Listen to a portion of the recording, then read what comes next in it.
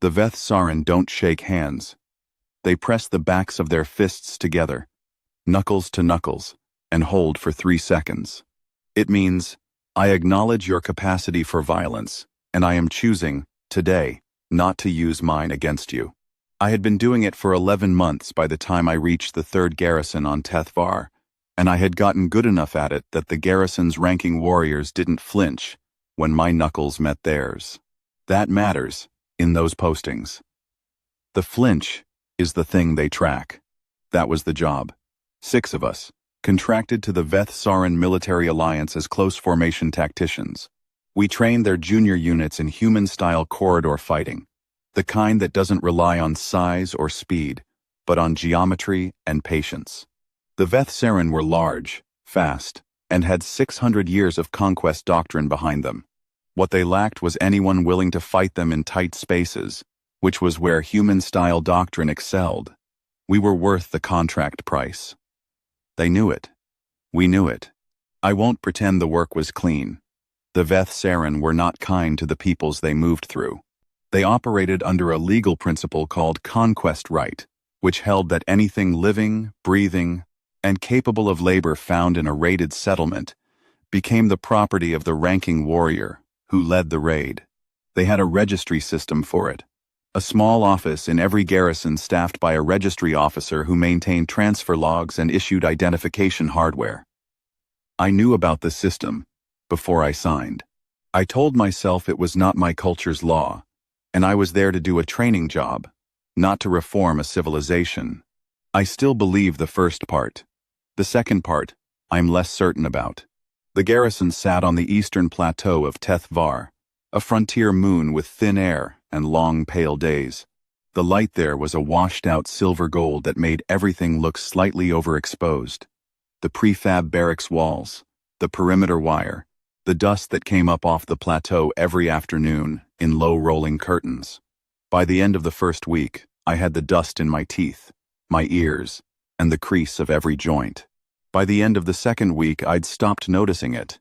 By the 4th week, I'd forgotten what air felt like without it. There were 6 of us, as I said. Maru was our team lead, a Federation-contracted combat instructor from the northern continent of a world I've never visited. A careful and methodical man who kept a written log of every training session and filed reports the way some people file prayers, with discipline and the quiet certainty that it mattered. Yesek was our logistics coordinator, which meant she handled our pay disbursement, our supply requests, and our arguments with garrison command about billeting. She was also the one among us who understood the mechanics of things at a level the rest of us didn't. And when she solved a problem, she solved it so cleanly that you sometimes didn't notice it had been solved until days later. Kava and Preth were pair-trained and worked every session together. A corridor-clearing team that had been operating as a unit for 9 years and moved in the specific, synchronized way of 2 people who have been in the same tight spaces under fire enough times that the coordination had gone below. Thinking. And there was Ondar, who was 26 and on his 2nd posting, and who still flinched sometimes when the garrison's training drills started before dawn. He was good at the work. He'd learned not to flinch. I was the close quarters specialist. I taught the part of the curriculum that dealt with what happens when a corridor is 10 feet wide, and the person coming toward you has already decided. We had been there 3 weeks when Captain Commander Drevosak called me to his quarters. The Veth Sarin command structure is clear about one thing. When the Captain Commander calls you, you go immediately. Not because of politeness, because the alternative is an injury report.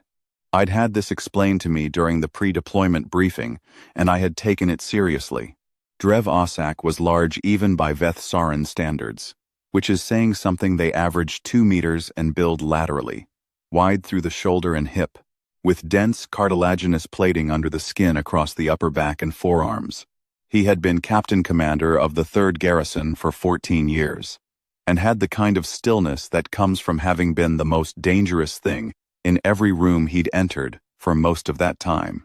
His face was a flat plane of ridged plating from the brow to the jaw, the expressionless architecture of a species that communicates status through posture rather than facial movement. I had learned to read the posture after 11 months. I was not fluent in it. I was competent enough. He was standing at the window when I came in. The window looked out over the training ground, which at that hour was empty. The late afternoon dust curtain was moving through, and the light had gone that particular flat silver it got in the hour before it turned gold. The dust made the air in the room taste of mineral chalk. He didn't turn around immediately. He let me stand there for a few seconds, which was a Veth Saren territorial signal. It meant, "This is my space, and I am adjusting to your presence in it." I had learned to receive it without shifting my weight. Shifting your weight reads as unease, and unease reads as weakness. Real causa, he said. He had good standard. Most of the senior Veth Saren officers did. It was part of what made the alliance functional. Your training reports are satisfactory. Garrison Tactical Director Vres Ohal tells me your morning sessions are producing measurable improvement in corridor response time. I appreciate that, I said. The terms of your contract included the standard alliance courtesy provisions. He turned then, and he had something in his hand. He held it out. I looked at it. It was a small figure, not a weapon, not a document, not a supply manifest. A child. A girl, I thought. Though with Ketharon young, it is not always immediately obvious from the face alone. She was standing with her wrists slightly extended, which I would later learn was a Ketharon posture, meaning something between submission and resignation. A posture she'd been taught, probably taught hard, in the weeks since the raid. She was small.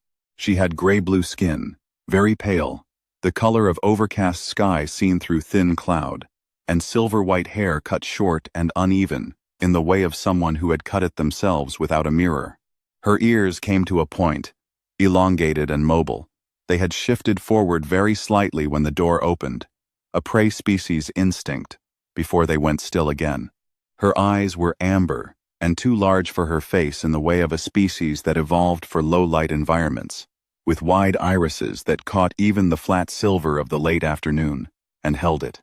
Around her left wrist was a thin braided wire, silver gray, with a flat disc tag at the center stamped with 3-stroke ownership glyphs. The disc tag had a garrison serial number on it. Registry hardware. 3rd raid. Kethoron Southern Settlement. 3 weeks prior, Drevosak said. This one was logged as unassigned surplus.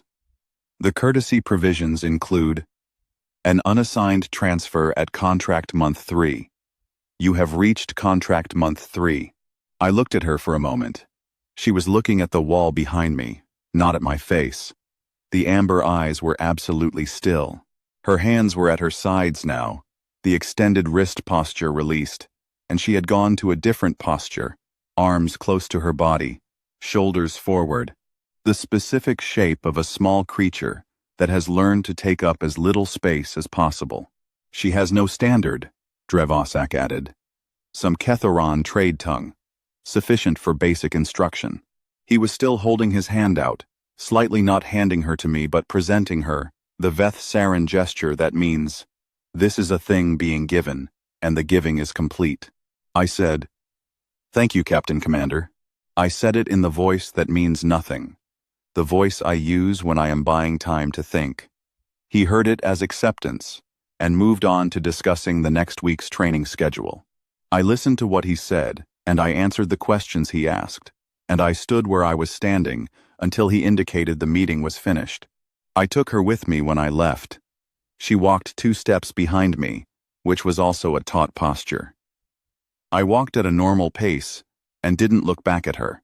The dust curtain was clearing, and the light had gone gold, and the perimeter wire threw long shadows across the training ground, and 2 of the junior warriors were running the evening circuit, their footfalls audible on the hard plateau surface. I brought her to my billet, and I sat her down on the second bunk, which was empty.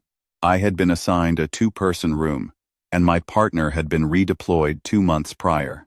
She sat with her wrists in her lap, and her eyes on the wall, and her face as still as the eyes had been in Drev-Osak's quarters.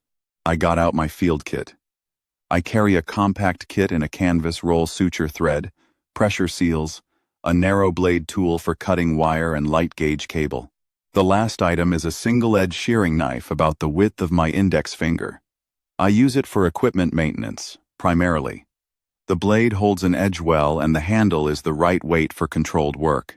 I unrolled the kit, and I found the shearing knife, and I cut the registry wire. One cut, clean through the braided cable above the disc tag.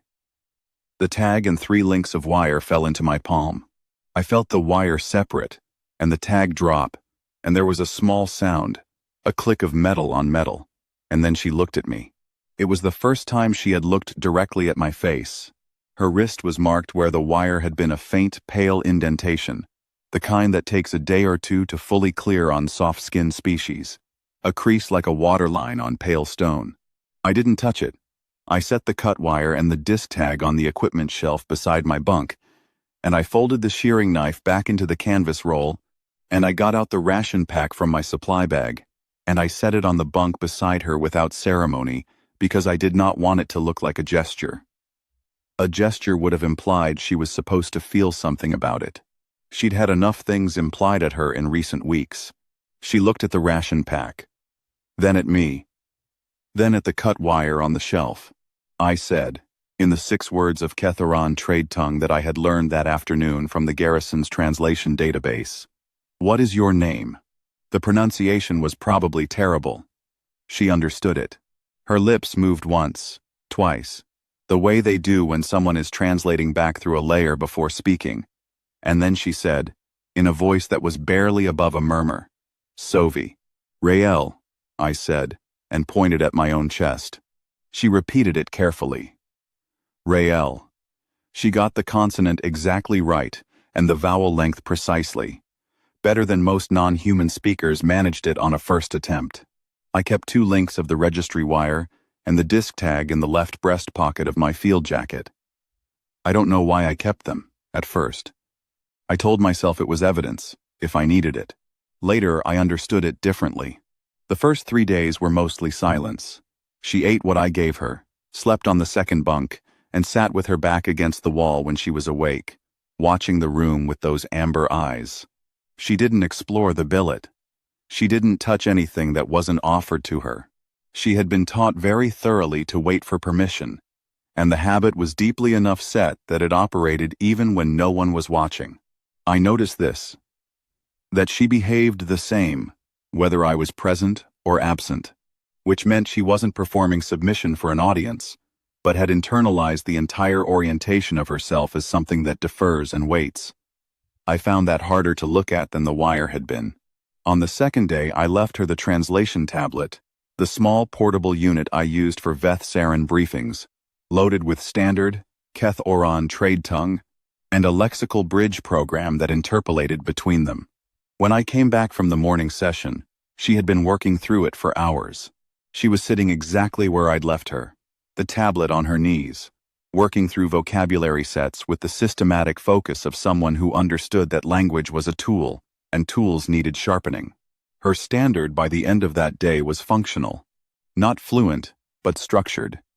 She had gone directly for grammatical framework before vocabulary breadth, which was the approach of a mind that preferred to understand how a thing worked before acquiring the pieces of it.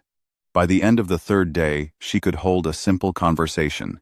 On the 3rd day, I also noticed she had begun eating the ration packs completely, down to the last item, where on the 1st day, she had eaten roughly half. It wasn't hunger driving the change. Keth Oron metabolism isn't demanding at rest. She had decided the food was trustworthy. That was the distinction.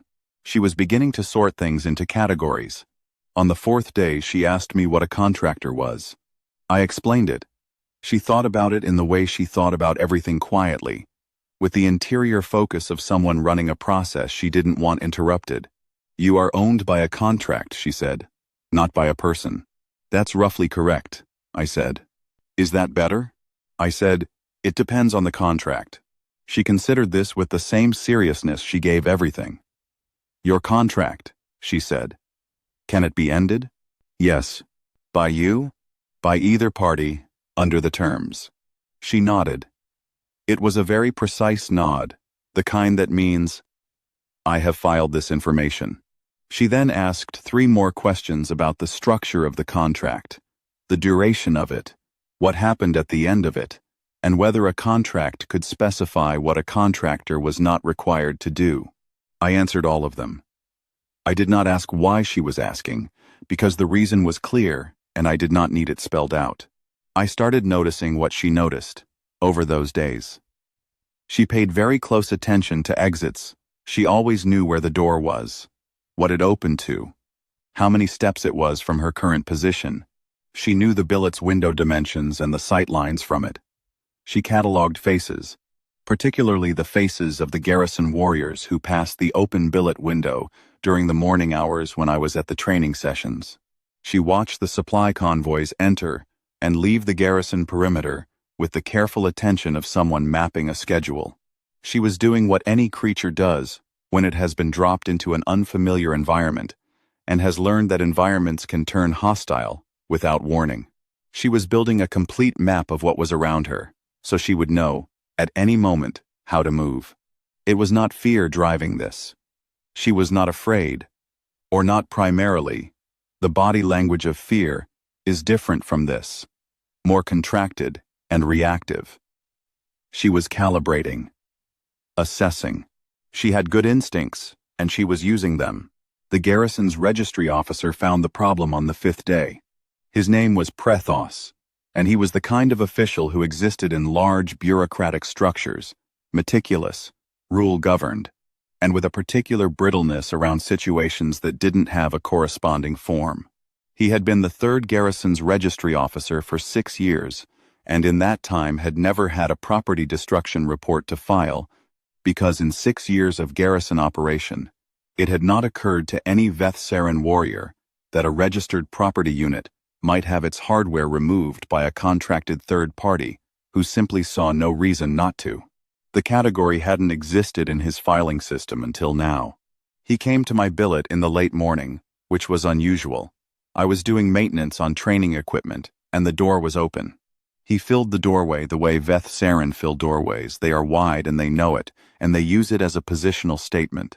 He looked past me at Sovi, who was sitting on the far bunk with a translation tablet, and didn't look up. Then he looked at her wrist. Then he looked at me. The property of record for this unit does not have its identification hardware attached, he said. Registry protocol requires hardware at all times during the assignment period. Property destruction is a garrison offense under Article 14. I'm aware of that, I said. He waited for me to say something else. I didn't. The hardware, he said. I picked the cut wire and the disc tag off the shelf where I'd left them, and I handed them to him. He looked at them for a moment. The cut was clean and obvious. A Vethsaren shearing tool would have left a compressed end. This had been cut with a single-blade knife in one motion, and the end was a straight line. He turned it over in his hand. This has been deliberately severed, he said. Yes. This constitutes property destruction under Article 14 of Vethsaren garrison law. I understand. I am required to log this. I know. He looked at me again. He looked at Sovi. He looked at the hardware in his hand. He was trying to find the correct form for what he was seeing, and the difficulty was that there wasn't one. A contracted human had received registered property, damaged the property's identification hardware intentionally, and was indicating no intention to remedy this. And none of those things individually were novel, but their combination in this order had not previously been encountered. He left without resolving it. I had 24 hours, I estimated. He would file the report, and it would reach Drevosak by the following morning, through the standard administrative cycle, and then I would have a conversation. I did not waste the 24 hours. I found Yesik first, because Yesik was the one among us who understood the mechanics of things. I told her what had happened, concisely, leaving nothing out. She looked at me for a moment. Then she said, "How old?" "I don't know. Young." "Does she have people?" "Kethoran family? A settlement?" "The settlement was raided." "I don't know the status of it." Yesik was quiet. She had a particular quality of stillness when she was calculating. She went very still, and her eyes focused on nothing, and you could almost hear the mechanism working. She knew contracts the way some people know.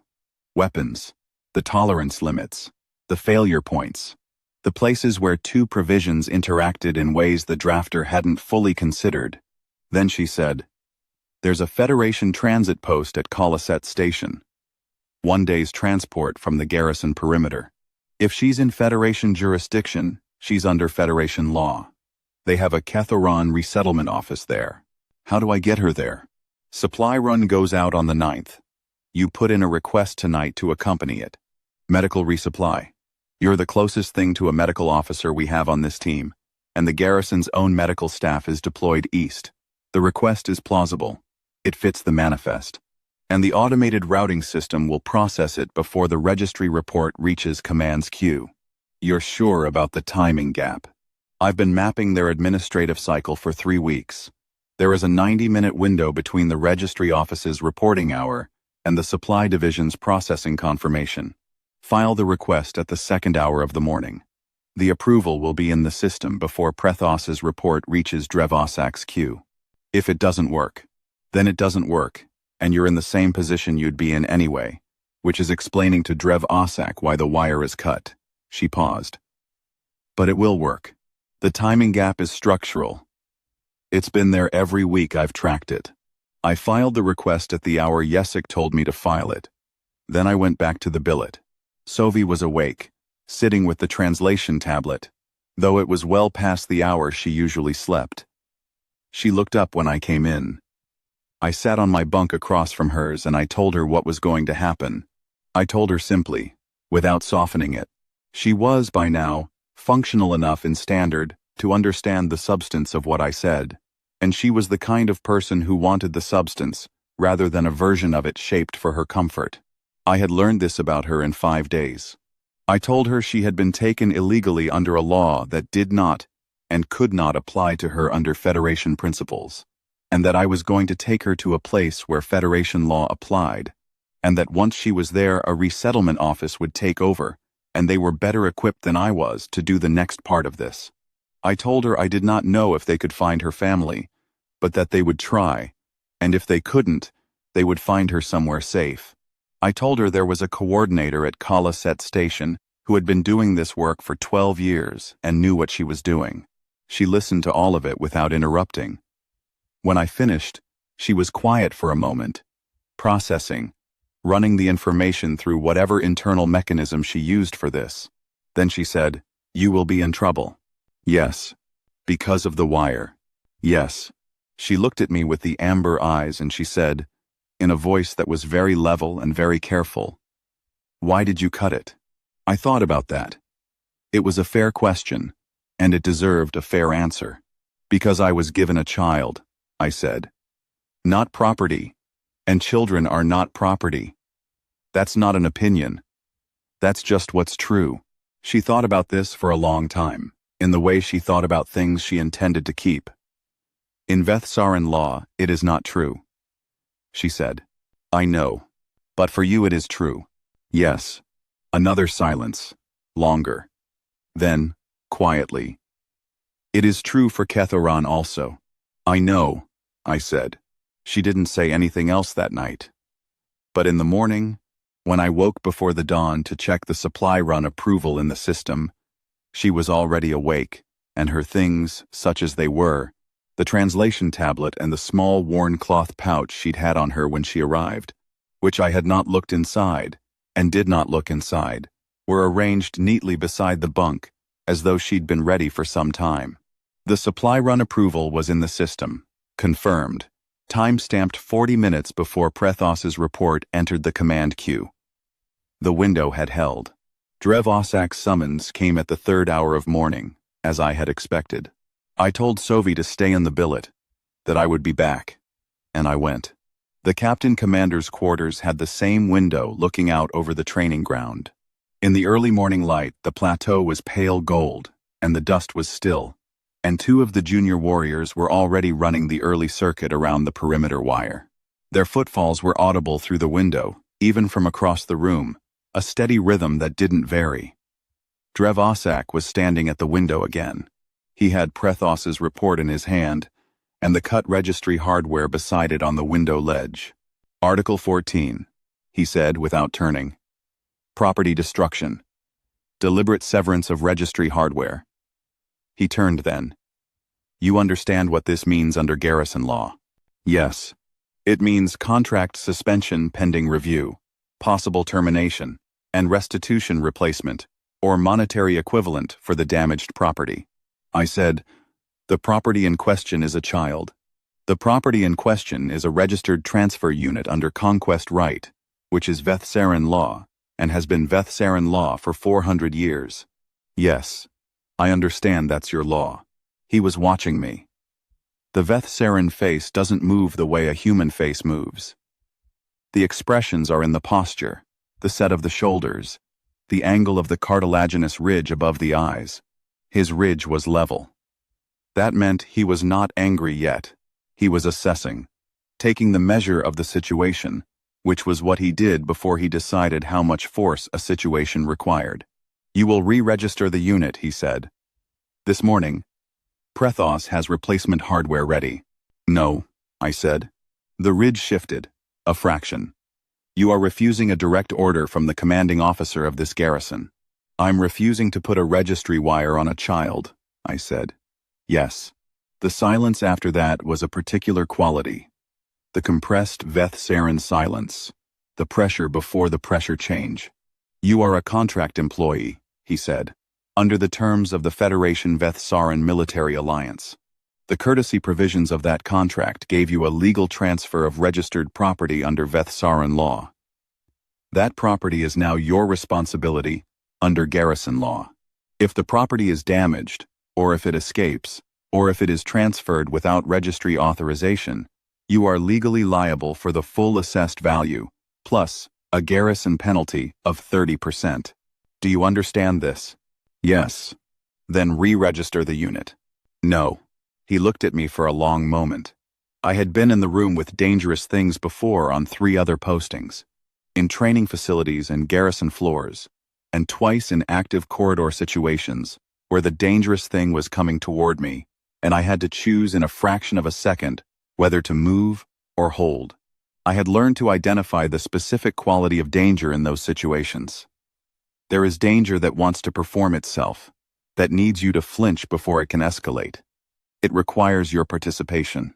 And there is danger that is simply a structural fact of the environment, like a load-bearing element or a pressure differential. It doesn't need anything from you. It just is. And the question is only whether you are in its path or not. Drev Ossak was the second kind.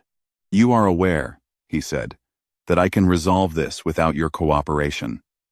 The unit can be re-registered by garrison personnel regardless of your position.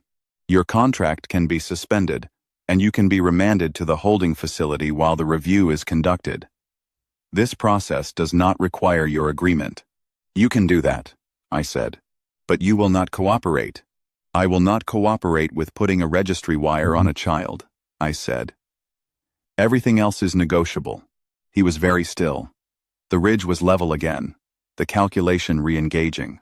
I said, I have a supply run request approved for the 9th. Medical resupply, Colisette Station. I would like to take the child with me. To the Federation Transit Post. Yes. Outside garrison jurisdiction. Yes. At which point she is no longer registered garrison property, and the conquest right transfer is nullified. Yes. The silence after that was a different quality from the silence that had preceded it. He was doing what the Vethsaran do when a calculation has run to its end and produced an unexpected result. He was reassessing the nature of the situation he was actually in, as opposed to the one he'd assumed when he sent the summons. They were not the same situation. I said, I know what this costs you. A Contract 3 courtesy provision exercised and then nullified. A registry property destruction filing on a human contractor. A supply run used for a purpose outside its manifest. I know how that looks in a garrison report. It looks like a human contractor who doesn't understand his position, Drev Ossak said.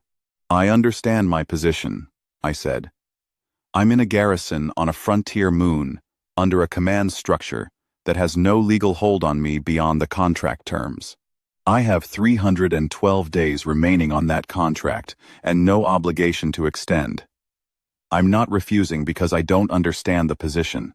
I'm refusing because I know exactly what I'm willing to do and what I'm not. He looked at me for a very long time. You are not going to re-register the unit, he said. Not a question. No.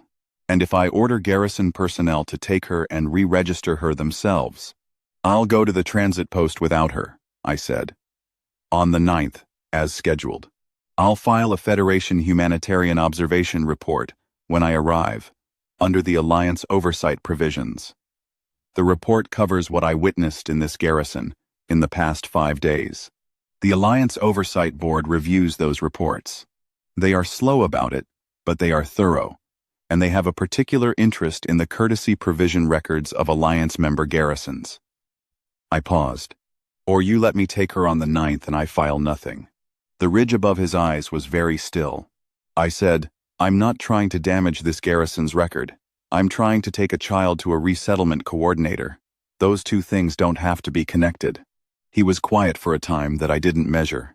Outside, the 2 junior warriors had finished their circuit, and the training ground was empty, and the dust was beginning to move in the way it moved in the early morning, before the wind found its pace.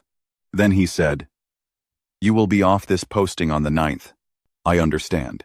Your contract will be marked incomplete. I understand. You will not be offered a renewal under the Alliance terms. I understand. He turned back to the window.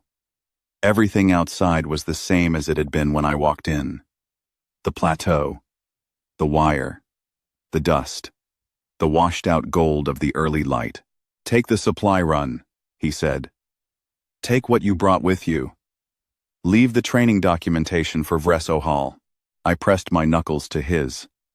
He hesitated just a fraction of a second, the kind of hesitation that is not uncertainty, but something else, something I did not have a Vethsaren word for.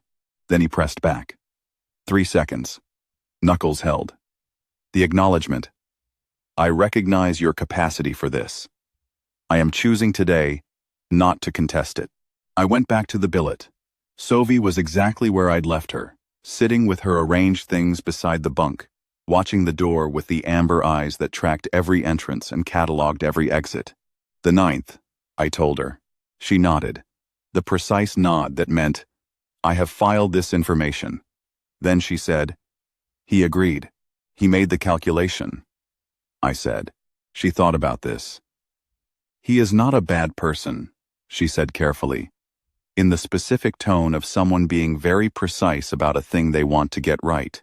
He operates under a law I find intolerable, I said. That's a different question from whether he's a bad person. Yes, she said. That is a different question. We had 4 days. I used them to do what I had been contracted to do. I ran the morning training sessions.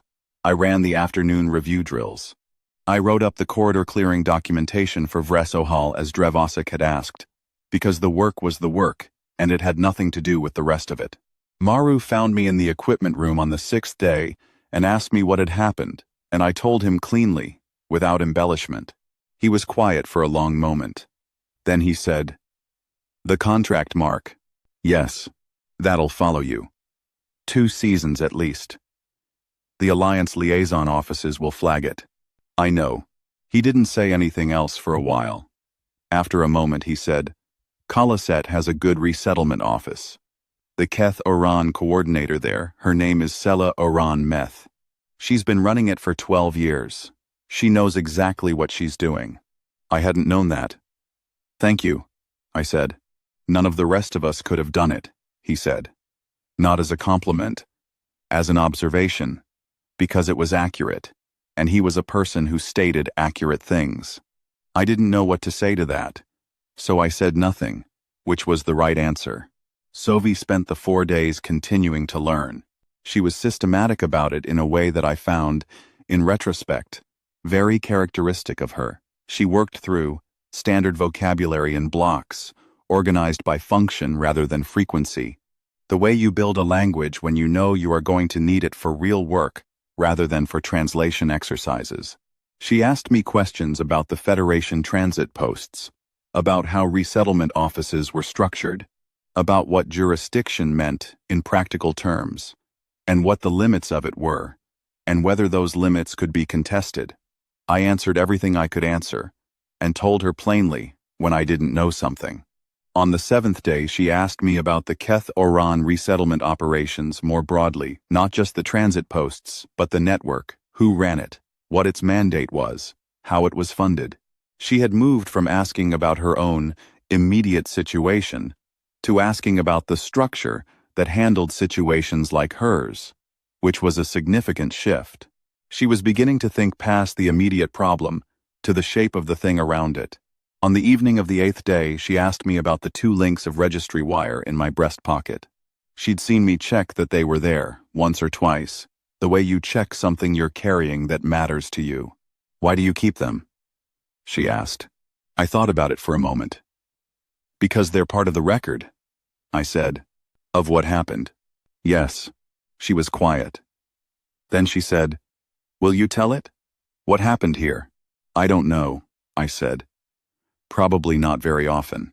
She nodded. "But you will keep the record?" "Yes." The supply run left before dawn on the 9th. It was a standard resupply convoy, 2 transport vehicles, a driver, and a logistics coordinator, a medical manifest that justified my presence. I rode in the second vehicle with Sophie. She had her worn cloth pouch and the translation tablet, and nothing else, because nothing else was hers. She sat beside me and watched the plateau through the vehicle window. The light was coming up across the eastern horizon, in the way it came up on Teth Var, that silver gold spreading across the flat stone, slowly, the way a tide comes in on a world with shallow seas. The dust on the plateau was still at this hour, before the wind started. It was the longest either of us had been outside the garrison perimeter since I'd arrived, and the openness of the plateau felt different in a way that was hard to name. Larger, obviously, but also, for the first time in 3 weeks, directionless, not bounded by perimeter wire and sight lines, and the particular geometry of spaces that were owned. After a while, she said, without turning from the window, "The light is different here than at home." "What's it like at home?" she thought, and the thinking had a different quality from her usual processing, more inward, like she was finding something, rather than building something. "Warmer," she said. "The days are shorter, and the sky is a different color. More green, particularly after the early rains. We have long rains in the first season that make the fields very dark." She paused. "I don't know if the settlement is still there. The resettlement office will try to find out." "Yes." She was quiet for a moment. "Rael." "Yes. What you said in the billet. That children are not property. That it is just what is true." "Yes. I have been thinking about it." She turned from the window and looked at me. The amber eyes in the morning light were very clear, lit through from behind with the silver gold coming in at the angle the sunrise made. In the settlement before there was an elder woman who said something like this. She said, "There are things that are true, whether or not anyone has written them down." She was talking about a different thing, but I think it is the same idea. "Yes," I said. "I think it is. Your people believe this." "The best of them do," I said. "Some of them. Not all of them. But enough," she said. I said, "Enough." She turned back to the window. The plateau moved past us, and the light got warmer, and somewhere ahead, 1 day's transport away, there was a Federation transit post with a jurisdiction line and a resettlement coordinator who had been doing this work for 12 years. I had an incomplete contract mark coming, and no renewal on the horizon, and 312 days of canceled pay differential.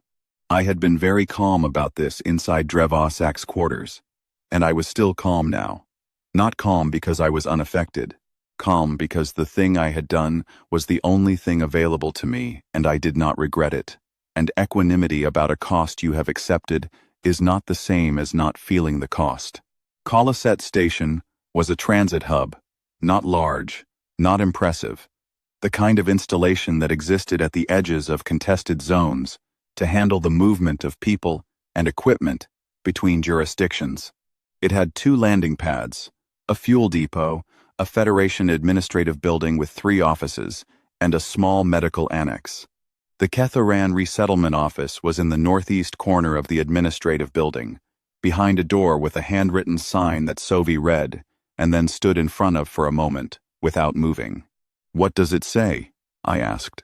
"It says, Ketharan Dispersal Aid, Coordinator Meth, open mornings, walk-ins welcome." She paused. "In Ketharan trade tongue." Someone wrote it in trade tongue. "That would be Coordinator Meth," I said. She put her hand on the door handle. She looked at me once, directly, in the same way she had looked at me in Drevosak's quarters, when I cut the wire, that first direct look, like she was deciding something about me, and arriving at an answer. Then she opened the door. I went in with her and I spoke with Coordinator Meth, who was a compact and efficient person with 30 years of resettlement experience, visible in the way she moved through paperwork, not rushing, not pausing. The economy of motion, of someone who had learned that this work required that nothing be dropped or missed. I gave her everything I had. The garrison transfer documentation, the registry serial from the cut disc tag, the convoy manifest establishing the transit date, and a brief factual account of the circumstances, which she recorded without comment and with the specific neutral attention of someone who had heard versions of this account many times. Meth worked fast. She had Sovi's settlement logged and cross-referenced with the Ketharan dispersal records from the 3rd raid within the hour, and she had found 2 surviving family members within the same hour. A maternal aunt, currently in a Federation-supported resettlement housing block on the station moon of Kethvar Prime, 3 transit days away. And the settlement itself damaged, partially operational, with enough standing structures that a return cohort had been organized and was scheduled to begin the rebuilding process in the following season. She told Sovi directly, in trade tongue, at a pace calibrated for comprehension rather than speed, and I watched Sovi's face as she heard it. The amber eyes didn't fill. She wasn't that kind of child, and I had known this already. She went very still, the way she went still when she was processing something large, and then she let out one slow breath, controlled, deliberate, the breath of someone who has been holding something compressed for a long time and is releasing it with intention, rather than because they lost the ability to hold it. Then she said something in Ketharan that Meth nodded at and responded to at length. I stepped back and let them talk. I didn't need to be in the middle of it. After a while, Meth came to me and said, in standard, "She'll stay here while the family contact is processed and the transit papers are arranged. Probably 2 weeks. She said to tell you. Thank you. She doesn't have to. She wanted to," Meth said, in the tone of someone observing that it matters whether people want to. I nodded. Meth said, "That incomplete contract mark, from the Veth Sarin posting, it will limit your placement options for a season, possibly 2. The Alliance liaison offices flag those marks, and the commercial posting boards follow the Alliance flags." She paused. "But there are independent operators who run postings outside the Alliance framework. I can give you 2 names that have clean records and take contractors with your profile. One of them is based out of Kethvar Prime and runs resettlement logistics for the dispersal network if you want something that isn't another training posting." I said, "I appreciate that." She wrote the names on a slip of paper from her desk the old-fashioned way, which I respected in her, and handed it to me. Then she said, "She's going to be fine. She's one of the capable ones. You can see it in the first hour." "I know," I said. I went back to Sovi before I left. She was sitting in the resettlement office's waiting area with a cup of something warm and the translation tablet, and she looked, for the first time since I had seen her in Drevosak's quarters, like a child who was in a room where the walls were not going to do anything unexpected. Not relaxed, she was not a relaxed child, and I suspected she would not be a relaxed adult, and that this was fine, that the instincts that kept her cataloging exits and mapping faces were part of what had kept her intact. But she was present in the room in a different way. Less of her was occupied with the perimeter. I said, "I have to go back to Colaset proper to find the next posting." She nodded. "I know. Coordinator Meth is good at this work." "Yes." She looked at me. "Rael." "Yes. I won't forget." I said, "You shouldn't have to think about this forever. That's the point." She looked at me for a moment with the amber eyes. "I know that is the point," she said. "But I will not forget anyway." She paused. "The 2 links. The ones you kept." "Yes. Keep them." "I will," I said. I left. The transit convoy was heading back to the garrison to complete its resupply run, and I rode it as far as the Colaset vehicle depot, and then transferred to the outbound passenger transport. I was off Tethvar by the following morning. The complete contract mark that should have been on my record had been classified as a force majeure administrative closeout by Maru, who had apparently had a conversation with Yesek, and with Meth, and with someone in the Alliance administrative structure, whose name I never learned. I owe him more than I will probably be able to repay. The incomplete mark stayed, as Maru had said it would. It cost me 2 seasons of limited postings, shorter contracts, and reduced pay differential. I did not apply for a Veth Saren posting again. I did not think I was welcome. I took the second name Meth had given me the resettlement logistics operator, based out of Kethvar Prime, and I spent the next 18 months running supply chains for the Ketharan dispersal network. It was not the same kind of work as the training postings, but it was solid work, and it put me where things were actually moving. I was good at it in the way you are good at things, when the purpose of the work is visible to you every day. I kept the 2 links of registry wire and the cut disc tag in the left breast pocket of every field jacket I owned for 11 years after that. Not as a reminder I didn't need reminding. I kept them because Sovi had asked me to, and it was a small thing, and I had made her a small number of promises, and this was one of them. The letter came in the 11th year. It came addressed to my field contact number, which I had maintained through 4 postings, 2 contract gaps, and 1 extended period of non-deployment that I spent on the agricultural moon of Terav Set, doing logistics work for a civilian resettlement program. The handwriting on the envelope was precise and small, the kind of handwriting that has been trained in 2 scripts and finds a balance between them. Each letter form slightly compressed in the way of someone who learned to write carefully. Inside was a single card, no longer than my palm, written in standard, with some Ketharan characters in the margins that I couldn't read, but that looked like annotations, references, the margin notes of someone who thinks in both languages and uses each for what it does best. It said, "The settlement is rebuilt. My aunt's family as well. I completed the Federation Education Certification 2 years ago and am currently working with the Ketharan Dispersal Aid Network Coordinator Meth's organization, now expanded to 4 transit stations. I have been doing this work for 1 year. I am told I am good at it. I have been thinking about what you said in the transport vehicle, on the 9th, about the best of your people believing it that children are not property. That enough of them believe it. I have met enough of them now to think you were right." Below the writing, folded in a square of soft cloth, were 2 small links of braided silver-gray chain. I turned them over in my fingers. They were the same gauge as the original links, from the same style of registry wire. But these were different links, newer, without the specific dull tarnish of the ones I carried. She had found them somewhere, or made them, or cut them from something that had the right weight and the right braid. A matched pair for the matched pair I already had. I don't know why she sent them. Maybe so that I would know the record had been kept on her end as well.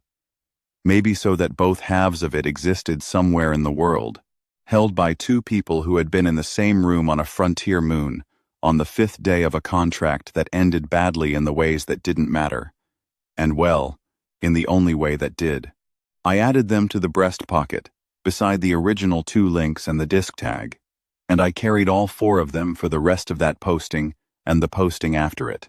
The Veth Saren never called for a review of the garrison incident. Drev Osak's command record shows a clean administrative closeout on the contract.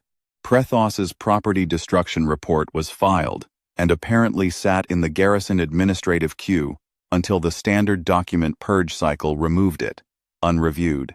No Federation Oversight Board report was ever triggered, because I had not filed one, because I had not needed to. I think about that sometimes.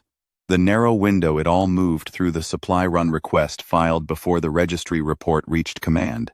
The 312 days of contract remaining that made my departure less costly than a prolonged confrontation. The fact that Drev Osak was, in the end, a man who calculated and found the calculation clear. He could have had me held. He could have had Sovi re-registered before we left the garrison. He had the authority and the mechanism for both. He chose not to, and I have thought about why, and I don't arrive anywhere definitive. He was a conqueror who operated under a law I found intolerable, and he also let a child go rather than press a confrontation he had assessed as producing no good outcome at acceptable cost. Both things are true at the same time, the way a great many things are true simultaneously when you work long enough at the edges where different people's laws rub against each other. I don't need to resolve it into a simpler verdict. The record is what it is. What I know is what I did, and why I did it, and I can account for that clearly. She came into my billet with a registry wire on her wrist. I cut it because she was a child, and children are not property. I took her to a resettlement coordinator, who found her family, and put her back in the world. I paid the cost of that without drama, because the cost was foreseeable, and I had chosen to pay it before I made the cut. And 11 years later, she sent me 2 links of braided silver-gray chain to tell me the record was still held on her end. The 4 links and the disc tag are in my left breast pocket right now, as I write this. They will be there tomorrow. They were not expensive things to carry,